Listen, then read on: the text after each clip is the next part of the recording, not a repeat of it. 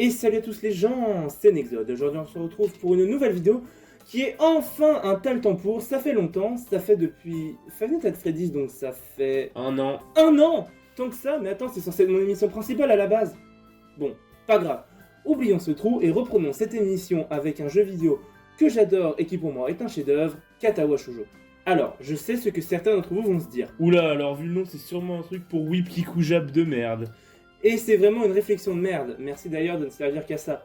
Mais oui, je sais, le fait que le nom soit en japonais va en faire réagir certains comme ça. Ouais, le Japon c'est trop bien, baka, baka, ramen, ramen, ah j'adore le Japon, j'adore les mangas, les animés, donc ce jeu est forcément trop bien, ah. Et d'autres vont réagir comme ça. Oh sérieusement, encore un jeu fait pour ces abrutis fans de la sous-culture japonaise qui nous balancent depuis quelques années avec leurs 5 mots de vocabulaire, leurs chou. Oh, sérieusement, intéressez-vous aux vraies choses, à la vraie culture, plutôt qu'à cette immondice. Ah là là, la culture va mal. Bon, les deux cas sont exagérés, mais bref. Comme vous le savez, Ou découvrez si vous êtes nouveau. le but de cette émission est de vous faire découvrir des choses que personnellement j'aime à travers mes goûts, en étant le plus précis possible tout en divulgachant le moins possible. C'est comme ça que les gens qui veulent se donner un genre disent spoiler. Exactement, donc c'est parti pour Katawa Shoujo. Donc, Katawa Shoujo est un visual novel, et avant de continuer, je me dois de vous expliquer ce qu'est un visual novel, parce que c'est pas un genre de jeu très connu, et encore moins en France. Le visual novel, ou novel game, est un genre du jeu vidéo s'approchant énormément du récit interactif. Ce type de jeu n'a pour seul gameplay de faire défiler des images et du texte, et de temps en temps, la possibilité de faire un choix qui va altérer l'orientation de l'histoire. On peut noter certains titres comme Professor Layton, Phoenix Wright, Le sanglot des cigales, et dans d'autres mesures Danganronpa, Corpse Party ou Zero Escape. On peut même noter pas mal de parodies du genre comme dans Undertale, la semaine 6 de Friday Night Funkin' ou tout le jeu Autoful Boyfriend, qui parodie le concept en nous faisant draguer des oiseaux. Et puis même hors des jeux vidéo, avec par exemple l'épisode 5 de la saison 2 de Gravity Falls, où l'antagoniste est littéralement une perso de visual novel obsessionnelle avec des pouvoirs de hacking et qui brise le quatrième mur. Tiens. Mais là, vous êtes perdu parce que vous êtes resté sur le... Attends, on doit draguer des oiseaux? Car oui, la majorité des visual novels sont des jeux de drague/romance, et le jeu d'aujourd'hui ne fait pas exception, donc c'est parti pour Katawa Shoujo. Tu sais, ça fait 3 fois que tu dis que c'est parti, mais au final t'as toujours rien fait. Ouais, c'est ce que m'a dit ta daronne hier. Bah, c'est pas valorisant pour toi, mec. Oui, c'est vrai. Bon, c'est parti. Notre histoire commence sous une chaude matinée d'hiver sous la neige. Nous découvrons notre personnage, Isao Nakai, un jeune homme simple, décidant de sauter le pas et d'aller déclarer son amour à la fille qu'il aime. Oh, c'est si mignon.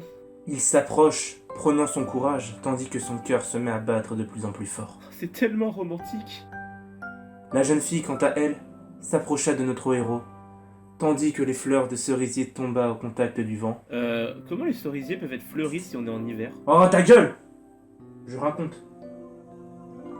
La jeune fille s'approcha donc, et le cœur de notre héros se met à battre de plus en plus frénétiquement.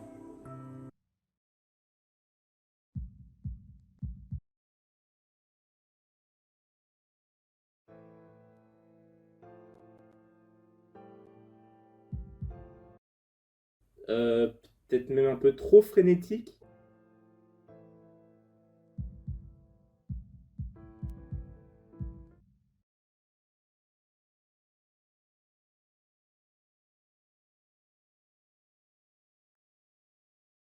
Bon, bah il est mort.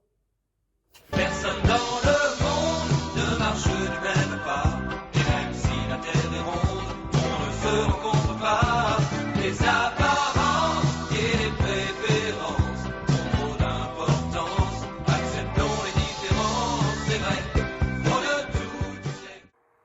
Attends, ça se finit vraiment comme ça? Non, le mec tombe dans le coma, il se réveille à l'hôpital. Sérieusement, c'est quoi ce fragile? Le mec fait une crise cardiaque parce qu'il a peur de tomber dans la case ami sans passer par la case plan cul? Putain, mais heureusement que je suis pas comme lui, sinon je serais mort des dizaines de fois. Tu sais, ta chaîne, c'est pas un psy.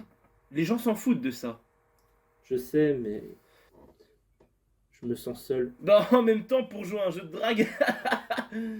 Bref, reprenons. Iso se réveille donc à l'hôpital avec un médecin à son chevet, et ce médecin lui annonce... Bon, mon petit Isao, sache que tu viens de faire une crise cardiaque causée par une maladie du cœur qu'on vient de te diagnostiquer. Mais mon cœur va s'en sortir, hein. Mais mon cœur va s'en sortir, hein. Eh bien, je suis au regret de t'annoncer que non. Ah! Et sache qu'à partir de maintenant, chaque effort un peu trop intensif ou chaque situation un peu trop stressante peut faire à ce que ton cœur te lâche. Vous savez ce qu'il y a de plus stressant comme situation pour un adolescent? Non. Apprends que n'importe quelle situation stressante peut le buter! Oh merde! Dans une réalité alternative où Isao encaisse beaucoup mieux les nouvelles de merde. Oh, très bien. Mais du coup, il va se passer quoi pour moi maintenant? Eh bien, sachant que tu n'es plus apte physiquement à suivre des vrais cours, tu vas être habilité dans une école spécialisée pour personnes en situation de handicap. Mais je verrai plus mes amis du coup. Bah, tu sais, ça fait plusieurs semaines que plus personne vient te voir, donc je pense que t'avais déjà pas beaucoup d'amis à la base. Waouh, génial! Vous en avez d'autres des nouvelles de merde à m'annoncer? En effet, les analyses sanguines ont révélé que ta mère c'était ta sœur. Quoi? Bon, vous enlevez la blague sur la prise de sang et vous avez globalement la scène du jeu.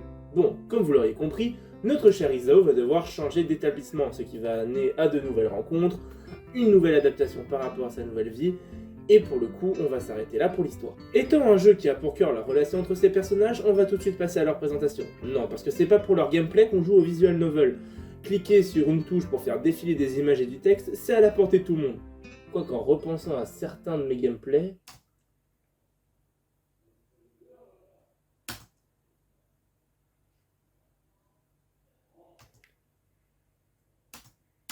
Merde, j'ai cliqué trop vite, j'ai pas eu le temps de lire. Mec, tu te rends compte que même un jeu qui n'a littéralement qu'une touche à utiliser a un gameplay trop complexe pour toi? Je sais. Pour commencer avec les personnages, on va y aller par ordre de rencontre avec le numéro 1, Shizune. Donc, comme vous l'avez vu à son design, c'est l'archétype de l'Atello surdoué. Elle est la tsundere du jeu. Et pour ceux qui ne sont pas familiarisés avec les termes de Kikuja, les termes qui désignent les archétypes de personnages d'anime, qu'est-ce qu'une tsundere? Le terme tsundere est un terme qui désigne un caractère distant, hautain et froid, souvent par fierté, mais qui au final se révèle doux et affectueux et plein de tendresse. On peut noter comme exemple de tsundere Ondine de Pokémon, Nami de One Piece, Taiga de Toradora, ou si on quitte les animés pour revenir au thème des visual novels, Natsuki de Doki Doki Literature Club. Merci Wikipédia. Je le fais pas dire. Et donc, dans le cas de Shizune, elle va sans cesse nous rappeler à quel point elle est intelligente, brillante, organisée, et à quel point on est une merde à côté d'elle. Les japonais appellent ça une tsundere, moi j'appelle ça une casse-couille. J'imagine même pas à quel point elle serait chiante si elle ouvrait sa gueule. Car oui, ne l'oublions pas, ce jeu se déroule dans un établissement pour personnes en situation de handicap, et comme vous l'aurez compris, Shizune est... Muette? Non, sourde.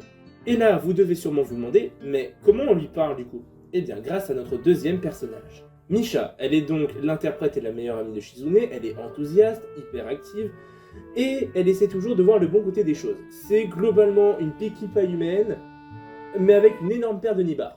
Ça, tu pouvais t'abstenir, ça servait à rien. Mais quoi, c'est pas de ma faute si le personnage est vide de personnalité, elle est tellement vide de personnalité qu'elle est même pas dragable. Bon ok, j'exagère, le personnage n'est pas si vide que ça. Elle est assez mignonne, elle a un certain charme, et elle permet de donner plus de nuances à Shizune. Le seul vrai problème du personnage, c'est qu'elle est beaucoup trop mise en retrait.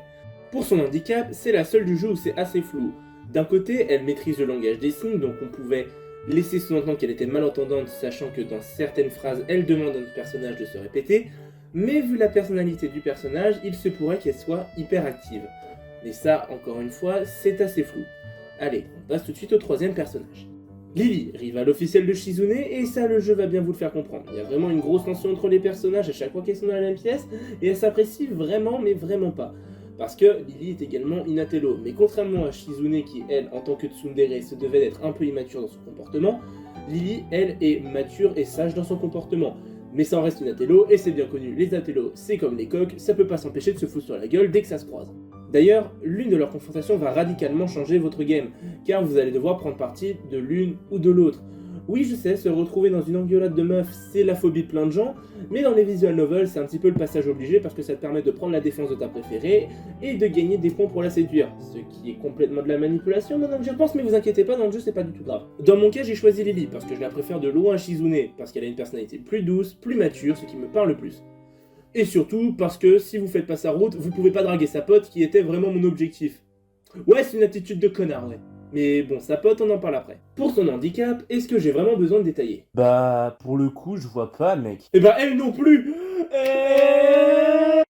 Donc oui, comme vous l'avez compris, le personnage est aveugle. Par contre, ce qui m'étonne, c'est qu'elle porte pas de lunettes. Il me semblait que bon, les aveugles portaient des lunettes sombres ou pour cacher leurs yeux d'un point de vue esthétique, ou pour se protéger de la lumière. Donc je sais pas, elle les a peut-être perdues. Donc attends, je te donne les miennes.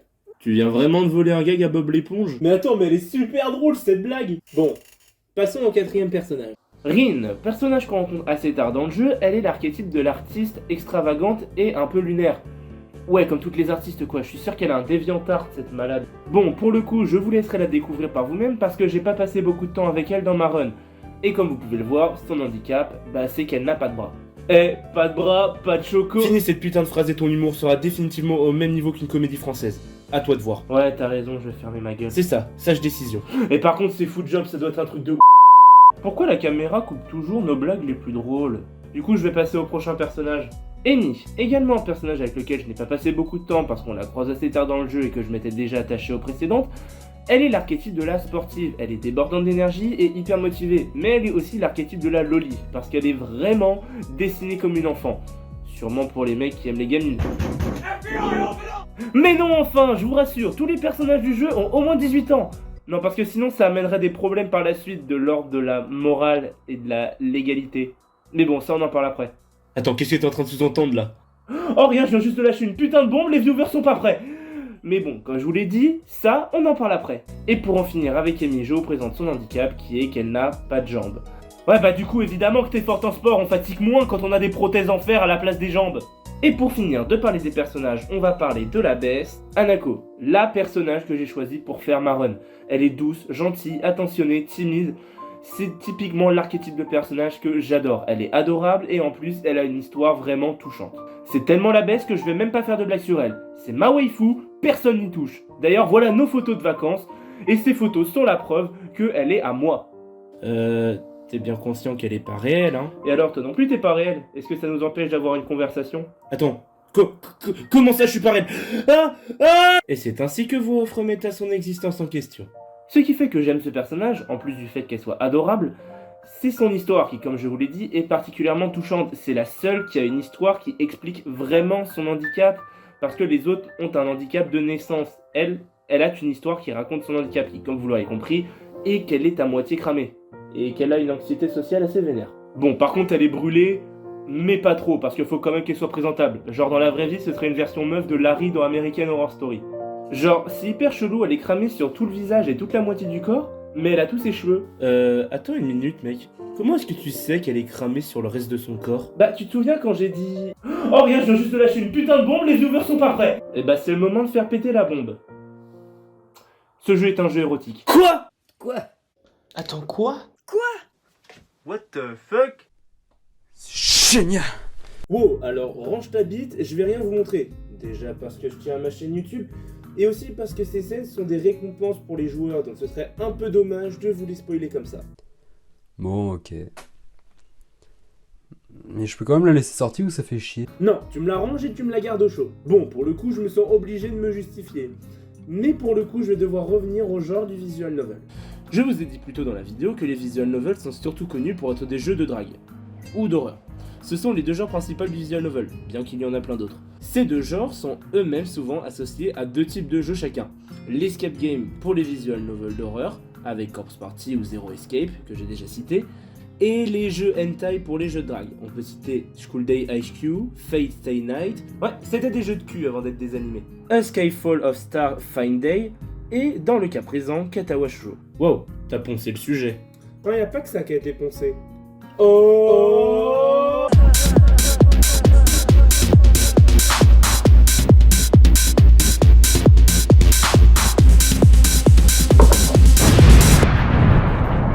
Bon, plus sérieusement, quand j'ai découvert le jeu, ce qui m'a donné envie de le télécharger, c'était l'histoire intéressante, parce que je l'ai découvert à travers la vidéo d'un youtubeur qui disait que l'histoire était intéressante, du coup je savais que ça pouvait être sympa, avec des personnages handicapés, donc ça sortait du lot, donc c'était toujours cool à essayer.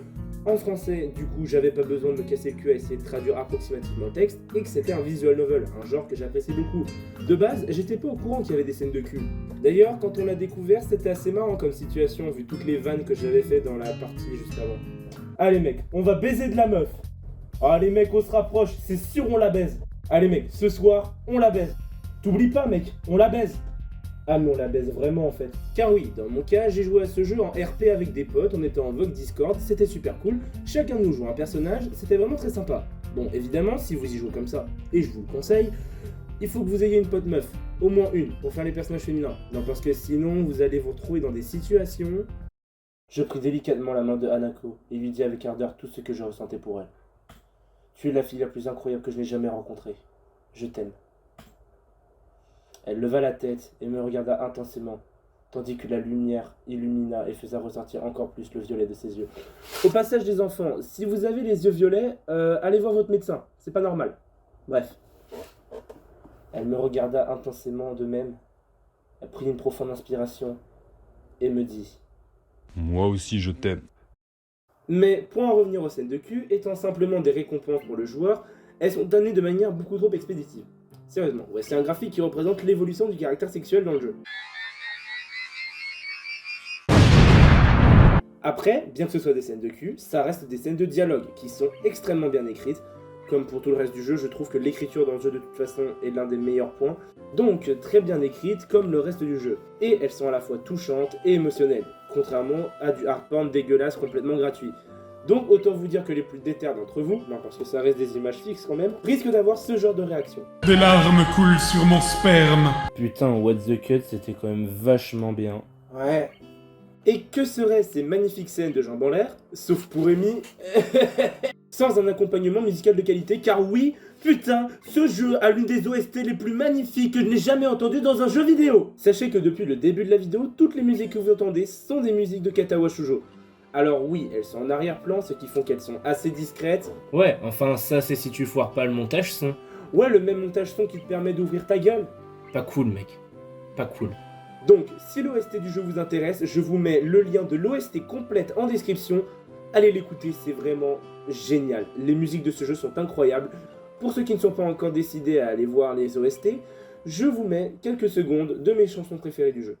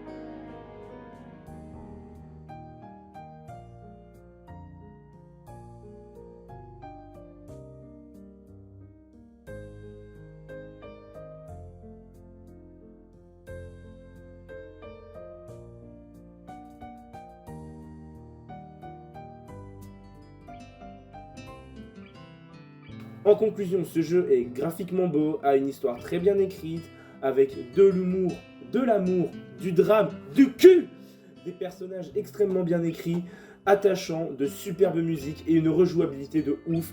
Donc clairement, essayez Katawa Shoujo, le lien de téléchargement est en description. Il prend pas beaucoup de place, il est gratuit, il est en français, il vous faut juste un PC, donc clairement, vous n'avez aucune excuse, allez essayer Katawa Shoujo. Voilà, c'est donc la fin de cette vidéo, merci de l'avoir regardé. Ça fait longtemps que j'avais envie de refaire un Tal Tempour, vu le temps que ça faisait depuis la dernière. J'essaierai d'en faire un peu plus, mais vous le savez, la régularité et moi, ça fait deux. Et comme vous l'avez vu, j'ai retravaillé un petit peu la formule, j'essaie beaucoup plus de trucs, voix off est beaucoup plus présent. Salut! T'avais envie de le dire, hein, ton salut, tu veux au moins dire au revoir aux viewers. Bah évidemment, je fais aussi partie de la chaîne. Bon, je t'accorde au moins ça. Donc, j'essaie de mettre beaucoup plus de choses en avant. et j'essaie d'être beaucoup moins linéaire qu'avant, mais je rame encore un peu, mais je vous garantis que l'état le temps pour sera toujours de mieux en mieux, et évidemment, on n'oublie pas les critiques et on n'oublie pas les réactions de bande-annonce et des hors-sujets de temps en temps. C'était Nexode, salut à tous.